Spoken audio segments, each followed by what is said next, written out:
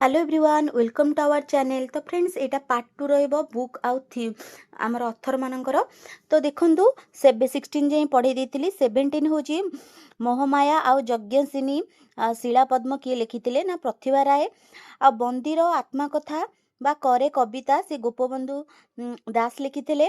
अमृत सन्थ बा माटी आ गोटे होची माटी मटला से लिखिथिले गोपीनाथ महांती। तापरे श्री राधा आउ अनेक कोठरी सप्तम ऋतु से लिखिथिले रमाकांत। तापरे बजारे बाजावाला लिखिथिले रामप्रसाद महांती। बेलून वाला उड़ी महेश्वर महांती लिखिथिले। झुमका लिखिथिले रामकृष्ण नंद आउ आर दृश्य लिखिथिले सीताकांत महापात्र। आउ अश्वमेधव घोड़ा जोटा कि विभूति पट्टनायक लिखिथिले।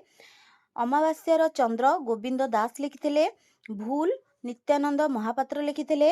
पृथ्वी रे तीर देवराज लेंका लिखिथिले। बाजी राउत आउ पंडुलिपि लिखिथिले सच्चिदानंद राउतराय। बृहत श्रीक्षेत्र इतिहास लिखिथिले रामचंद्र मल्लिक। अंधगली अखिल मोहन पट्टनायक लिखिथिले। वन राइजर कथा लिखिथिले मनोरमा महापात्र।